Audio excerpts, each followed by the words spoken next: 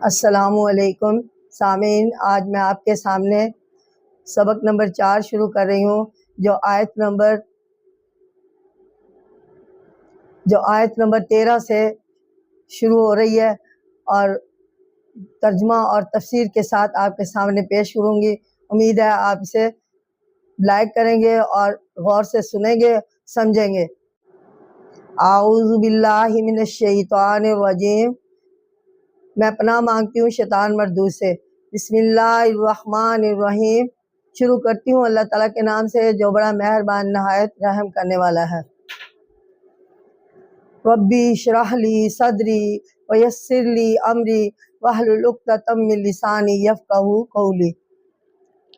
تو آج میں آیت پڑھتی ہوں، وَإِذَا قِيلَ لَهُمْ آمِنُوا كَمَا آمَنَ النَّاسُ، یعنی وَإِذَا، اور جب جب ان سے کہا جاتا ہے لہم آمنو کما، ایمان لے آؤ، کما جیسا آمن الناس، جیسا وہ لوگ ایمان لائے جو کہتے ہیں کہ کیا ہم ایمان لیں۔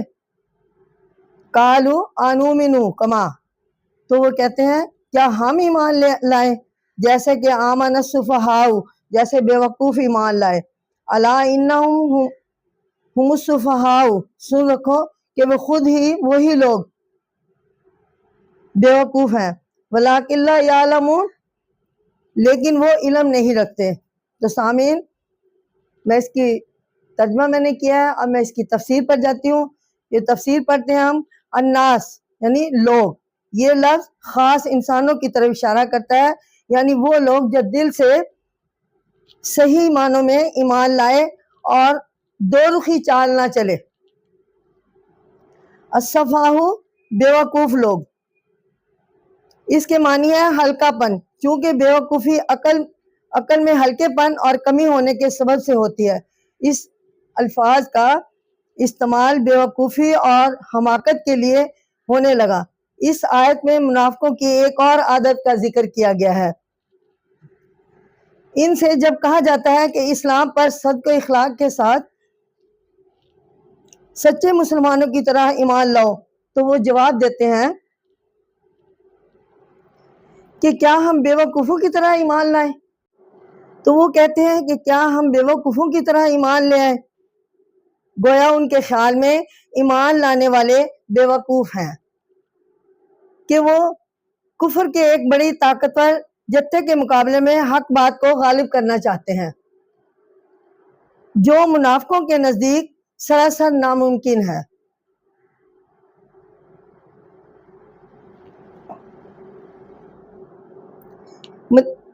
مدینہ کے منافق اپنی قوت اور طاقت کے بل بوتے پر بہت مغرور تھے۔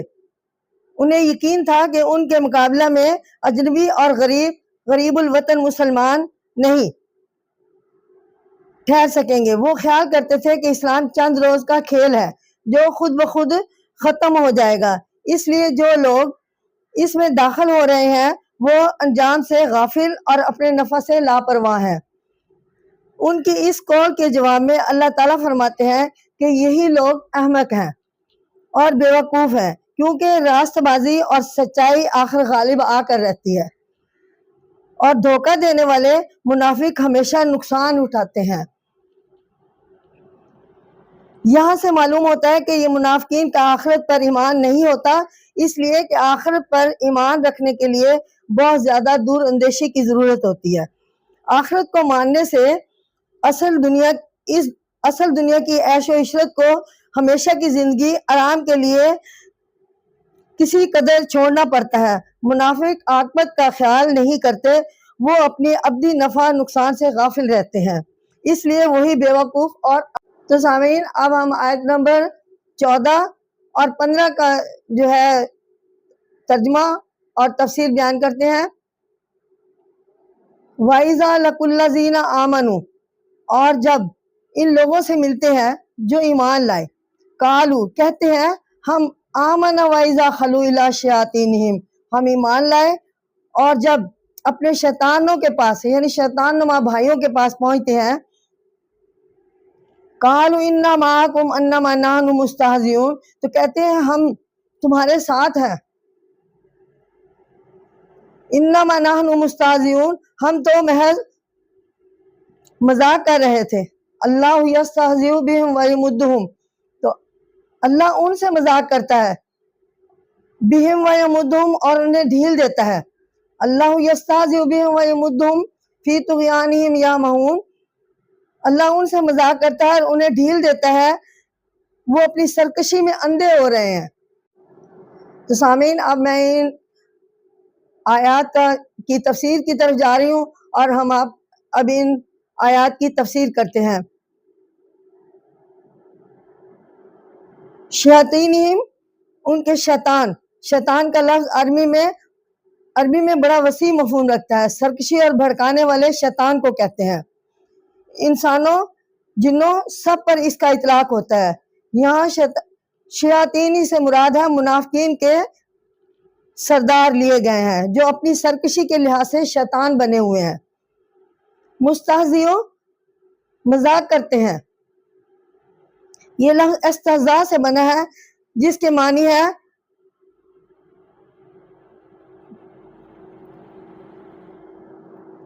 तमस्खर करने वाले और हंसी उड़ाने वाले। तुग़यानिहिम, अपनी सरकशी में, ये लफ्ज तगी से बना है। लफ्ज तग़यानी का माख्ज़ भी यही है। इसके मानी एक मुकर्रा हद से तजावज करना। यहाँ इससे मुराद सरकशी में हद से बढ़ जाना है। या महून, अंधे हो रहे हैं। ये लफ्ज अम्मा से निकला है, जिसके मानी है अंधापन। यहाँ ऐसी कैफियत मुराद है कि इंसान को रास्ता सुझाई ना दे और वो इधर उधर अंधों की तरह हाथ पांव मारे। इस आयत में मुनाफिकीन की तर्ज अमल की एक और खराबी बयान की गई है, यानी ये कि वो दो रुखी चाल चलते हैं। जब मुसलमानों से मिलते हैं तो उन्हें धोखा देते हैं और खुश करने को कहते हैं कि हम भी ईमान लाए हैं, लेकिन जब वो अपने सरदारों के पास जाते हैं तो उनके पास तन्हाई में जाते हैं तो कहते हैं हम तुम्हारे साथ हैं, हम तो मुसलमानों को बेवकूफ बना रहे हैं। बेवकूफ और सीधे साधे लोग हैं। हमारे इस बात को सच मानकर हमें अपने पोशीदा राज बता देते हैं और दिली इरादों और तदबीरों से मतला कर देते हैं। इनके जवाब में अल्लाह ताला ने इनके मजाक को इन्हीं पर पलट दिया। सजा और मुआवजे के मौका पर अरबी जुबान में ये खावर आम है। इसके जवाब में अल्लाह ताला ने इनके मजाक को इन्हीं पर पलट दिया। सजा और मुआवजे के मौका पर अरबी जुबान में ये मुहावरा आम है, जैसे हम कहें कि बुराई का बदला बुराई है। अल्लाह ताला ने इन्हें ऐसी खराब हालत में छोड़ रखा है कि वो अपनी सरकशी और हमाकत में सरगर्दा फिरते हैं और कुरान की रोशनी से महरूम अंधेरे में हाथ पांव मारते हैं। तो नाजरीन, अब हम आयत नंबर 16 का तर्जुमा और उसकी तफसीर बयान करते हैं। उलाइका अला हुदम मिर उलाइका अल्लज़ीना इश्तरवुज़ ज़लालता, यही वो लोग हैं जिन्होंने गुमराही मोल ले ली। बिलहुदा फमा रबिहत तिजारतुहुम, हदायत के बदले सो ना उनकी तजारत ही सूदमंद हुई। वमा कानू मुहतदीन, और ना वो हदायत पाने वाले हुए। तो इसकी तफसीर कुछ इस तरह है कि इश्तरो ये लफ्ज खरीदने और बेचने दोनों के लिए आता है। मा रबिहत यानी सूदमंद ना हुई, ये लफ्ज री से बना है, जिसके मानी है नफा। इस सबक में नफा का अंजाम बताया गया है कि इन लोगों ने हदायत छोड़कर गुमराही हासिल कर ली, यानी इंसानियत की जो खूबी हर शख्स के लिए अल्लाह ताला की तरफ से हदायत का जरिया है, जिसकी वजह से हर इंसान नेकी और अब्दी हयात का आराम हासिल कर सकता है। इन मुनाफिकों ने इस नूर इंसानियत को बुझा दिया और जो हदायत इन्हें हासिल करनी चाहिए थी, इसको नजरअंदाज करके اپنے اندر برے اخلاق اور غلط عادتیں پیدا کر لی اور اپنے دل میں خیال کیا کہ ہم یہ سودا بڑا اچھا کیا ہے، منہ سے توحید کا کلمہ کہہ دیا اور دل میں کفر رکھا، اور خوش ہوئے کہ اس سے زیادہ نفع والی تجارت اور کیا ہو سکتی ہے۔ اللہ تعالیٰ فرماتے ہیں کہ اس تجارت میں انہیں نفع نہ ہوا اور انہوں نے اپنی ساری عمر صرف کر کے دنیا کے ضائع ہو جانے والے عارضی اور نفسانی فائدے حاصل کر لیے۔ تجارت تو یہ تھی کہ اپنی جان و مال کو اللہ کی راہ میں خرچ کر کے ہمیشہ رہنے والی زندگی کا آرام حاصل کرتے، لیکن انہوں نے اصل سرمایہ کو بھی ضائع۔ تو سامعین، اب ہم آپ کے سامنے آیت نمبر 17 کا ترجمہ اور اس کی تفسیر بیان کرتے ہیں۔ مَثَلُهُمْ كَمَثَلِ الَّذِي اسْتَوْقَدَ نَارًا، اور ان کی مثال تو ان کی سی ہے جنہوں نے آگ جلائی، فَلَمَّا أَضَاءَتْ، پس جب آگ نے اس کے ارد گرد کو روشن کر دیا، مَا حَوْلَهُ، یعنی اس کے ارد گرد کو روشن کر دیا، ذَهَبَ اللَّهُ، تو اللہ نے سلب کر لی ان کی روشنی، وَتَرَكَهُمْ، اور انہیں تاریکی میں، فی ظلمات لا یبصرون، اور ان کو تاریکی میں چھوڑ دیا اور وہ لا یبصرون، نہیں دیکھ پا رہے۔ تفسیر کچھ ایسے ہے، مَثَلُهُمْ، ان کی مثال، یعنی مثل کسی ایسے پرانے مشہور واقعہ کو کہتے ہیں جو موجودہ کسی واقعے سے ملتا جلتا ہو۔ ظلمات، اندھیرے، یہ لفظ ظلمت کی جمع ہے جس کا ترجمہ ہے اندھیرا اور تاریکی۔ حضرت صلی اللہ علیہ وآلہ وسلم کے زمانے میں منافق دو قسم کے تھے، ایک وہ جو دل سے اسلام کے پکے دشمن تھے مگر زبان سے مسلمانوں کے ہمدرد اور رفیق ہونے کا دعویٰ کرتے تھے، دوسرے وہ جو طبیعت کے کمزور تھے اور قطعی طور پر نہ تو اسلام کے حامی تھے اور نہ مخالفت، جس طرح اپنا فائدہ دیکھتے اسی طرف ہو جاتے۔ قرآن مجید نے ان دونوں قسم کے منافقوں کی مثالیں دی ہیں۔ اس آیت میں پہلی قسم کے منافقوں کی مثال بیان کی گئی ہے۔ ان لوگوں کی مثال ایسی ہے جیسے کسی شخص نے اندھیری رات میں آگ جلائی ہو، اس کی روشنی سے ارد گرد کی تمام چیزیں روشن ہو گئی ہوں اور وہ اس قابل ہو گیا کہ نقصان پہنچانے والی اور نفع بخشنے والی چیزوں میں فرق کر سکے، مگر اچانک آنکھوں کی روشنی اللہ تعالیٰ نے چھین لی اور اب اسے کچھ دکھائی نہیں دیتا تھا، روشنی کے باوجود اندھوں کی طرح تامک ٹویاں مار رہا ہے۔ یہ مثال منافقوں پر ٹھیک ٹھیک درست آتی ہے۔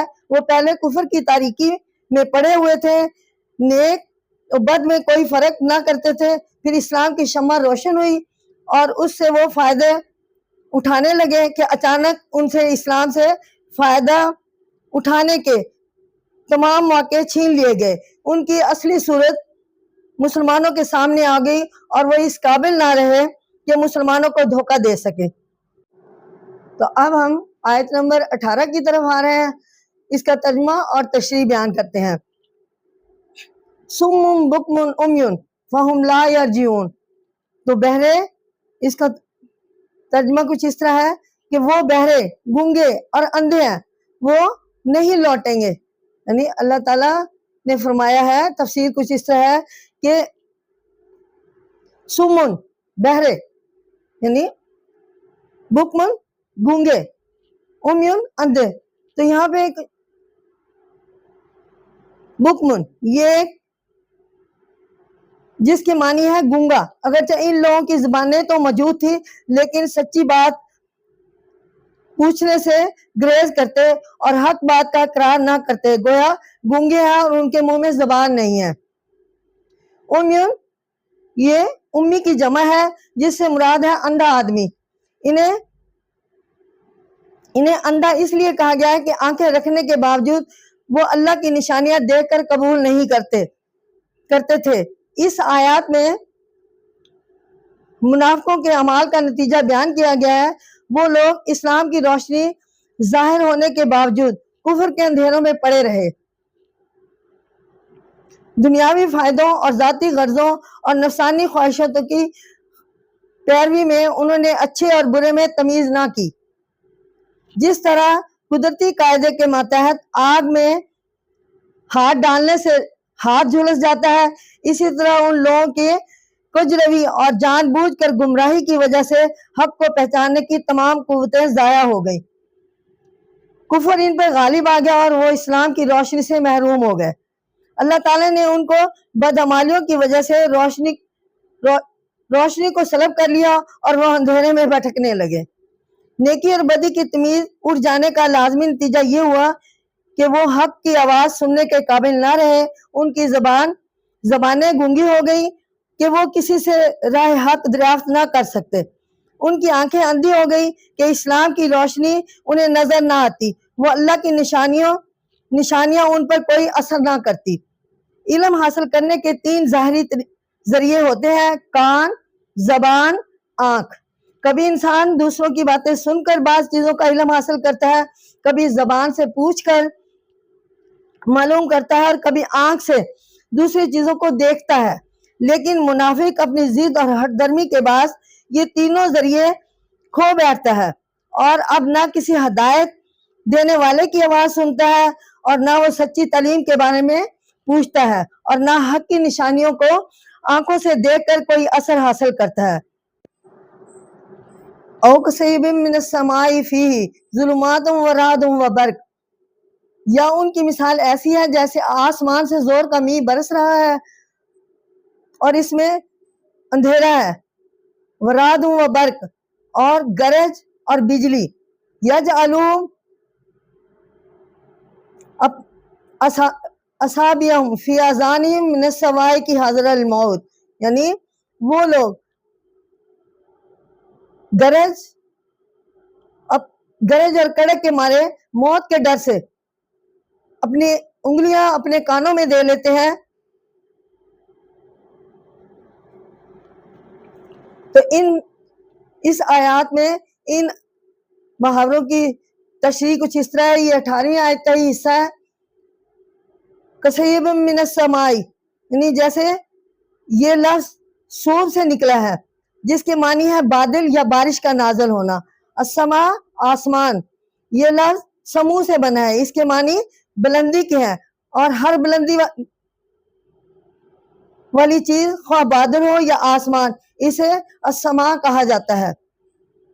تو ناظرین، ہم نے پہلے بھی پڑھا ہے اور اب پھر پڑھ رہے ہیں کہ آپ کے منافقوں کی 2 قسمیں ہیں۔ پہلی قسم ان لوگوں کی ہے جو دل سے اسلام کے پکے دشمن ہیں لیکن ظاہری طور پر اپنے مسلمان ہونے کا دعویٰ کرتے ہیں۔ ان کی مثال اس طرح ہے کہ اس آیت میں دوسری قسم کے منافقوں کا ذکر ہے۔ پہلے ہم نے پہلے قسم کے منافقوں کا ذکر کیا تھا، تو اب ہم اس حصے میں ہم دوسری قسم کے منافقوں کا ذکر کرتے ہیں۔ وہ اپنی طبیعت کی کمزوری کی وجہ سے نہ تو پوری طرح اسلام میں داخل ہوتے ہیں اور نہ اسے چھوڑتے ہیں، بلکہ شک و تذبذب میں غرق رہتے ہیں اور قطعی فیصلہ نہیں کر سکتے۔ دوسری قسم کے منافقوں کی مثال زوردار بارش سے دی گئی ہے۔ اس میں بے شمار فائدے ہیں۔ مردہ زمین زندہ ہوتی ہے، کھیتیاں لہلہانے لگتی ہیں، ندی نالے بہنے لگتے ہیں، لیکن ساتھ ہی دل کو لرزانے والے بادلوں کی کڑک اور آنکھوں کو چندھانے والی بجلی کی چمک بھی ہوتی ہے۔ گھٹا ٹوپ اندھیرا بھی چھا جاتا ہے، لیکن ان باتوں کے باوجود کوئی بارش کا دشمن نہیں ہوتا۔ اسلام بھی بارش کی طرح سراسر رحمت بن کر آیا، لیکن اس میں نماز، روزہ، حج، زکوٰۃ، جہاد اور احکام خداوندی کی دوسری پابندیاں اور دشواریاں بھی ہیں۔ منافق ان پابندیوں سے بدکتے ہیں اور جی کتراتے ہیں۔ منافق اسلام کے فائدے دیکھتے تو اس کی طرف دوڑتے، مگر جب قربانی کا وقت آتا تو وہ پیچھے ہٹ جاتے۔ آیت نمبر 19 کا ترجمہ اور تفسیر کچھ ایسے ہے واللہ محیط بالکافرین، یعنی اللہ کافروں کا احاطہ کیے ہوئے ہے۔ محیط جس کے معنی ہے چاروں طرف سے کسی چیز کو گھیر لینا، یہاں اس سے مراد یہ ہے کہ اللہ کافروں پر اپنی ذات، علم اور قدرت ہر لحاظ سے محیط ہے۔ آیت کے آخر میں دونوں قسم کے منافقوں کا حال ہم نے پچھلے سبقوں میں پڑھا ہے، تو کہ اللہ تعالیٰ ان منافقوں پر ہر طرح سے حاوی ہے۔ وہ محض مشقت اور موت سے بچنے کی خاطر اسلام سے بھاگتے ہیں، لیکن اللہ تعالیٰ ان پر ہر قسم کا اختیار اور قدرت رکھتا ہے، اس لیے موت سے کیسے بچ سکتے ہیں؟ اسلام ان سے مطالبہ کرتا ہے کہ وہ نفسانی لذتوں اور جھوٹی خواہشوں کو چھوڑ دیں، اللہ کی راہ میں جان و مال پیش کریں، تکلیفیں اور مصیبتیں جھیلیں۔ وہ عذاب کی آیتیں سننا نہیں چاہتے اور کان دبا کر نکل جاتے ہیں، لیکن وہ اللہ کی پکڑ سے بچ نہیں سکتے۔ قادر مطلق کی گرفت سے اپنے آپ کو اس طرح بچانے کی کوشش محض حماقت اور کم عقلی کی دلیل ہے۔ اللہ تعالیٰ انہیں صرف ڈھیل دیتا ہے اور سمجھنے کے موقع ان کے لیے پیدا کرتا ہے۔ جب ان کی مہلت ختم ہو جاتی ہے تو پھر دنیا کی کوئی طاقت اور اس کا کوئی دوست انہیں اللہ کے عذاب سے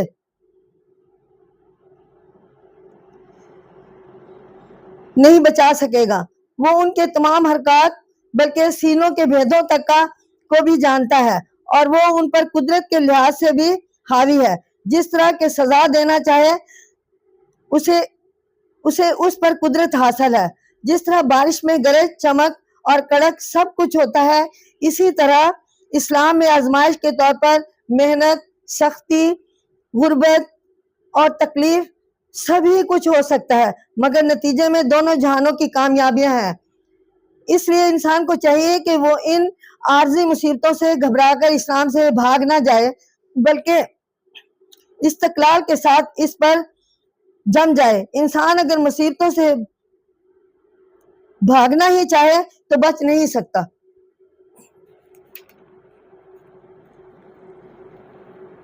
یقاد البرق یخطف ابصارہم، قریب ہے کہ بجلی ان کے بینائی اچک لے، اور وہ جب کلما اضاء، اور جب ان پر چمکتی ہے، لہم ما شوفی، تو اس کی روشنی میں چلتے ہیں، وَإِذَا أَظْلَمَ عَلَيْهِمْ قَامُوا، اور جب ان پر اندھیرا ہو جاتا ہے تو وہ کھڑے رہ جاتے ہیں۔ یخطف اچک لے جائے، اس سے مراد ہے کہ آنکھوں کا چندھیایا جانا، یعنی اسلام کا غلبہ، طاقت اور شوکت منافقوں کی آنکھوں کو خیرہ کرنے اور ان کے دلوں میں اس کا رعب ڈالنے کے لیے کافی ہے۔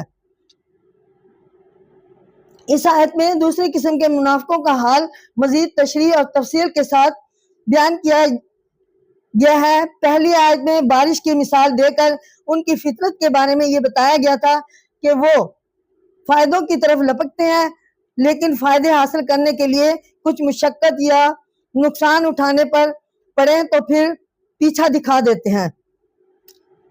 بارش نو انسان کے لیے بہت سے فائدوں کا سبب بنتی ہے، لیکن جب اس میں بادل کی کڑک اور بجلی کی چمک دیکھتے ہیں تو کانوں میں انگلیاں ٹھونس لیتے ہیں، اور اس سے بچنا چاہے اور بارش کے فائدوں سے سرے سے انکار کر دیتے ہیں، اور یہ نہیں سمجھتے کہ فلاح اور بہتری کے لیے اگر کچھ قربانیاں دینی پڑے یا آزمائش میں مبتلا ہونا پڑے تو اسے گھبرانا نہیں چاہیے۔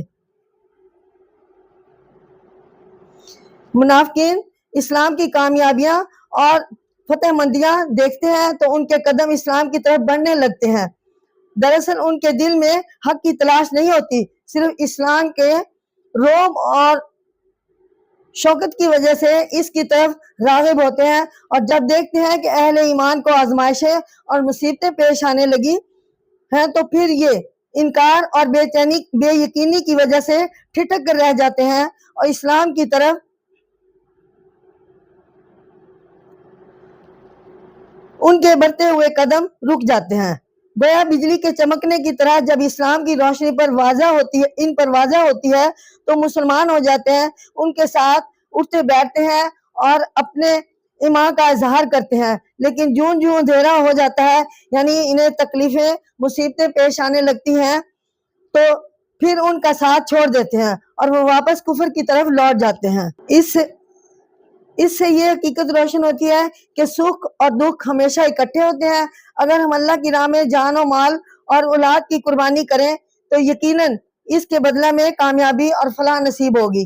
یہ روش ہرگز درست نہیں کہ فائدے کی طرف تو ہم دوڑیں مگر آزمائش کے وقت پیچھے ہٹ جائیں۔ اللہ تعالیٰ کو یہ بات پسند نہیں ہے۔ تو سامعین، ہم آیت نمبر 20 کا ترجمہ اور تشریح کرتے ہیں۔ وَلَوْ شَاءَ اللَّهُ لَذَهَبَ بِسَمْعِهِمْ، اگر اللہ چاہے تو ان کے کان وَأَبْصَارِهِمْ اور ان کی آنکھیں لے جائے۔ ان اللہ، بے شک اللہ، عَلَىٰ كُلِّ شَيْءٍ قدیر، ہر چیز پر قادر ہے۔ تو تفسیر اس کی کچھ ایسے ہے کہ اس رکوع کی ابتدا سے منافقوں کا بیان شروع ہوا تھا جو یہاں ختم ہو جاتا ہے۔ اللہ تعالیٰ نے انسان کو سننے اور دیکھنے کی قوتیں بخشی ہیں، لیکن منافقوں نے یہ قوتیں صرف دنیا کے عارضی فائدے کے لیے جمع کرنے اور نفسانی خواہشوں کو پورا کرنے میں خرچ کر دی۔ حق کی آواز سننے اور اللہ کی نشانیاں دیکھنے سے اپنے کانوں اور آنکھوں کو بالکل بند کر لیا۔ انہوں نے اپنی قوتوں سے صحیح کام لینے کے بجائے ان کا غلط استعمال کیا۔ اب اللہ تعالیٰ انہیں خبردار کرتا ہے کہ اگر وہ اس غلط روش سے باز نہ آئے تو اس سے یہ قوتیں چھین لی جائیں گی۔ منافق اگرچہ موت کے خوف سے بجلی کو دیکھ کر آنکھیں بند کر لیتے ہیں اور ان کی آنکھیں چندھیا جاتی ہیں، وہ کڑک اور گرج کی آواز سن کر کانوں میں انگلیاں دے لیتے ہیں کہ مر نہ جائیں۔ اللہ ان کی آنکھوں کی بینائی اور کانوں کی سننے کی قوت چھین بھی سکتا ہے، خواہ وہ کتنی ہی بچانے کی کوشش کریں۔ انسان کو دیکھنے، سوچنے اور سننے کی تمام قوتیں اللہ تعالیٰ نے اپنی رحمت سے دی ہیں، لیکن جب وہ انہیں اس کے حکم کے مطابق استعمال نہیں کرتا تو اسے ڈرتے رہنا چاہیے کہ اللہ تعالیٰ کہیں چھین نہ لے۔ اگر وہ چھیننے میں کچھ دیر کرے تو نڈر نہ ہو جانا چاہیے، کیونکہ سزا ملنے میں دیر بھی ہو سکتی ہے۔ ممکن ہے یہ دیر ڈھیل دینے کے لیے ہو یا اس کی رحمت کی وجہ سے۔ انسان کی آنکھیں اور کان موجود ہوتے ہوئے بھی جب تک اللہ تعالیٰ کی مرضی اور ارادہ نہ ہو وہ کام نہیں کر سکتے۔ اگر وہ چاہے تو وہ انسان کے اعضاء سے کام لینے کی قوتوں سے محروم کر سکتا ہے کہ آنکھ ہوتے ہوئے بھی نہ دیکھ سکے اور کان ہوتے ہوئے بھی نہ سن سکے، اور یہ بات اس کے قدرت سے باہر نہیں ہے۔ اس نے عالم کے انتظام کے لیے قاعدے، وقت اور سبب مقرر کر رکھے ہیں۔ وہ دنیا کے تمام کافروں، منکروں اور منافقوں کو فوراً فنا کر سکتا ہے، لیکن مقررہ قاعدے کے مطابق انہیں ڈھیل مل جاتی ہے تاکہ وہ باز آ جائیں۔ اس کے باوجود اگر وہ باز نہ آئے تو اس کا غضب ان پر یوں آ پڑتا ہے کہ انہیں اس کا گمان بھی نہیں ہوتا۔